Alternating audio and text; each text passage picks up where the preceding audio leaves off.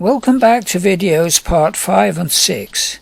3 overlooked risk factors for melanoma, which might surprise you, including orange juice. Remember this important protective factor. Make sure you have plenty of vitamin D in your skin, either from oral supplementation or careful, moderate, regular use of my home tanning bed. See the links underneath to buy it. Make sure you watch all my videos in the series The Real Truth About Tanning and Tanning Beds, and don't forget to watch video part 8, 13 tips for safe tanning to get optimum vitamin D. If you're blonde or ginger, your skin will make vitamin D very quickly when exposed to UVB. So just use very short exposures without seeking to tan. Here are 3 overlooked factors for melanoma, which I discovered while researching for this video. I've already talked about vinyl chloride. Keep watching for my recommendations, which will take these factors into account.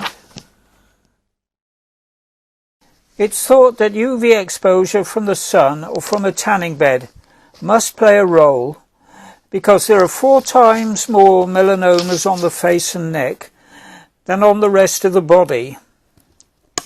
It's a puzzle though, because melanomas can start in areas that are not exposed, and some people who shun exposure still get melanomas. Here is my possible explanation for why there are 4 times more melanomas on the face and neck. In the US National Center for Biotechnology information list of risk factors for melanoma is radiation. X-rays are radiation. Could the increased incidence of melanoma on the face and neck be caused by dental rays? Get this, most of them are on the cheek, which would be in the direct path of dental X-rays. It would be easy to prove or disprove this hypothesis with a case control study, i.e. cases of melanoma on the face with dental X-rays, cases of melanoma on the face in people who shunned dental X-rays, if any can be found, that is. It should be easy to find out using a large enough case control study. If it is indeed dental X-rays which are the cause of 4 times more melanoma on the head and neck, it would seem to exclude UV exposure as a melanoma risk altogether. But then we have the problem of a history of burns from UV exposure, which are an established melanoma risk. This would seem to blow my theory of dental X-rays being a risk factor for melanoma on the face and neck out of the water. But maybe not if my next theory is correct, and it's a new, fairly hot research topic at the moment. Deficiency of B vitamins, especially folate and folic acid, may be factors in melanoma. At first glance it seems simple. Folate maintains DNA and repairs UV damaged DNA, including the DNA in skin cells like melanocytes. Also, folate in the skin is oxidized by UVB. It's even been shown that chronic UVB exposure over time depletes folate supplies in the skin so efficiently that it ends up depleting some of the blood folate supplies. This could be more of a systemic effect in the skin rather than a localized effect. Could this explain melanomas in areas of the skin that get no sun exposure? The skin is poorly supplied by nutrients from blood, because blood capillaries only reach the bottom of the skin layer. The main skin cells, keratinocytes, gradually die and lose their nucleus as they move up through the skin layer, eventually to be sloughed off. So the solution would seem to be to simply get a lot of folate from the diet, or to supplement with the synthetic version of folate, folic acid. But not so fast. It seems that folate has a dual action in cancergenesis. A deficiency of folate can be a risk factor for cancer, but so can an oversupply of folate.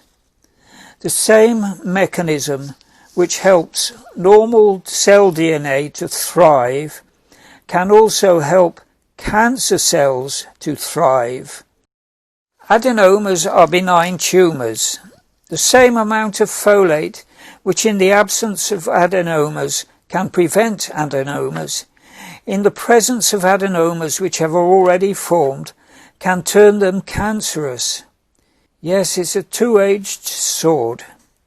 Which is worse, a deficiency or an oversupply? And what is the optimum amount? It's a can of worms. There are many contradictory studies. Some say folate protects against melanoma. Some say it causes melanoma. Some say it has no effect. In trying to sort fact from fiction, I ended up falling into a week-long rabbit hole. Before we go any further, one study showed that supplementation with a B vitamin complex had no effect either way on all the cancers except for melanoma, where it had a definite protective effect. So here is what I found out. I hesitate to call them facts, because we're on shifting sands here. I will give you my conclusions at the end, but with the caveat that it's only an unqualified opinion. Folate cannot be synthesized in the human body and can only be obtained from diet. 2. A subset of the population have an enzyme called MTHFR for short, involved in folate metabolism, either missing or it's not functioning properly. It's around 10 to 15% of the white population, 25% of Hispanics, 4% in Asians and 6% of blacks. The enzyme turns one form of folate into the primary form of folate, which is needed to turn the amino acid homocysteine into methionine. The body uses methionine to make proteins. So the mutation can result in high levels of homocysteine, which can be a factor in some diseases. 3. Another subset of the population may not digest folates very efficiently. High levels of dietary folate or supplementation can often compensate for these problems. The supplemental form of folate is folic acid. This is a synthetic vitamin not found in nature, but it is very bioavailable. Natural folate found in foods comes in several forms. 6. 50% of dietary folate is lost in cooking. 7. After absorption, folate is stored in the liver. A methylated form of folate is taken from the liver in bile and reabsorbed in the intestines, where it is distributed by blood to the tissues. 8. Alcohol consumption interferes with folate metabolism. Is this the reason that alcohol consumption, especially white wine, is a risk factor for melanoma? Folate-inhibiting drugs are given for some conditions, including cancer, severe psoriasis, rheumatoid arthritis, and other autoimmune diseases. You should definitely avoid UV exposure if you are taking one of these drugs. The Sennulé diet had great success in treating psoriasis and autoimmune diseases like RA by healing the leaky gut. Vitamin D deficiency is also implicated in all chronic diseases. See my other videos on my version of how to follow the Sennulé diet and heal your gut and put these diseases into remission. Use the UV-friendly Mark II version of my healthiest breakfast ever, which uses beetroot, spinach and apple and just 1 carrot, instead of the version with 600 grams of carrots.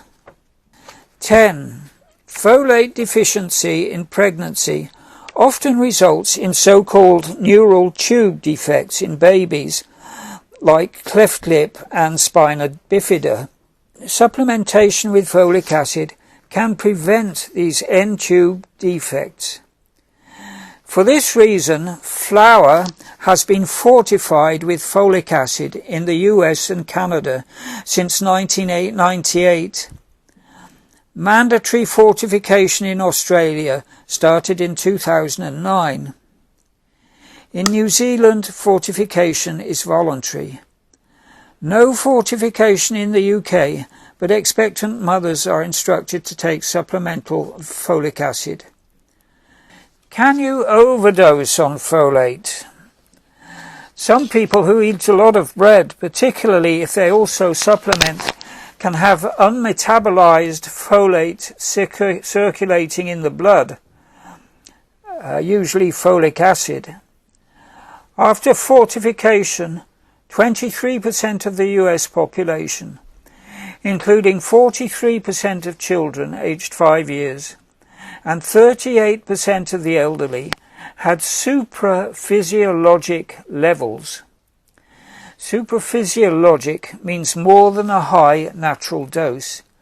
There is good evidence that this is causing Alzheimer's and cancers.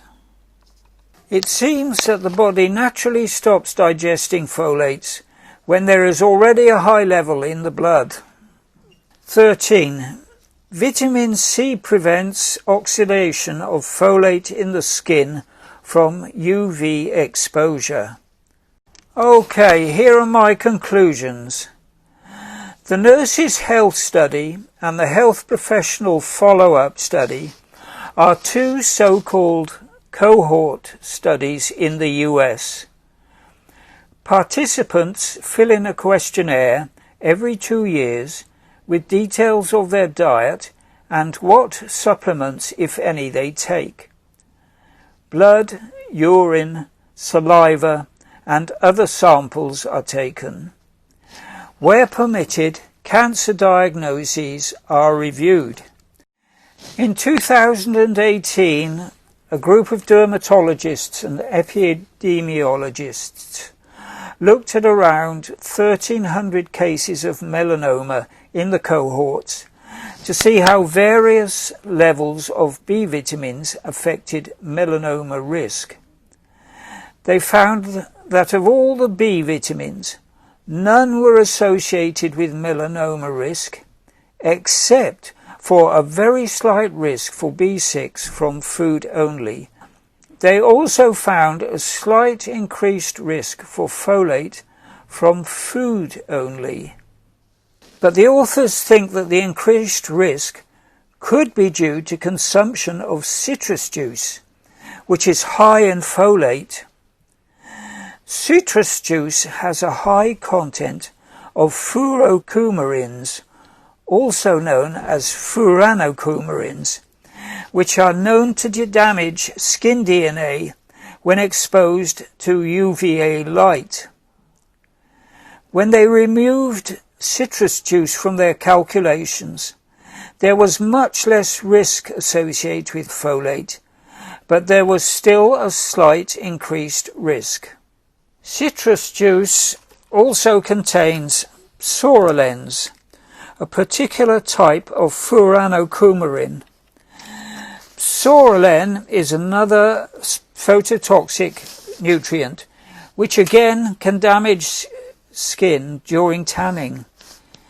In 2015, a group looked at the same two cohorts to see if citrus fruits were associated with melanoma risk.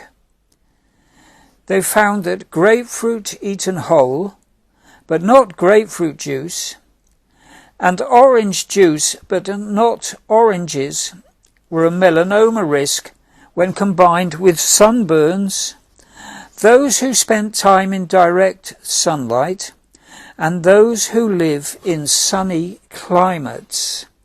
The authors think that the reason that grapefruit juice does not register as a risk may be because pasteurization during processing reduces the furanocoumarins.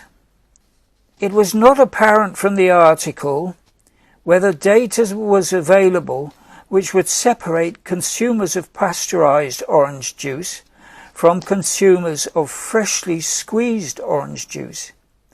Presumably, there would be a higher risk from freshly squeezed orange juice.